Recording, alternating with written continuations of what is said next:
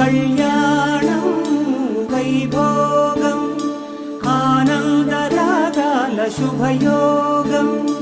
కళ్యాణం వైభోగం ఆనందరాగాల శుభయోగం.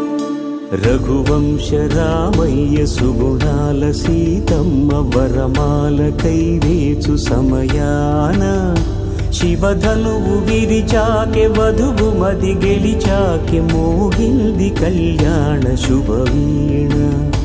కళ్యాణం వైభోగం శ్రీరామచంద్రుని కళ్యాణం.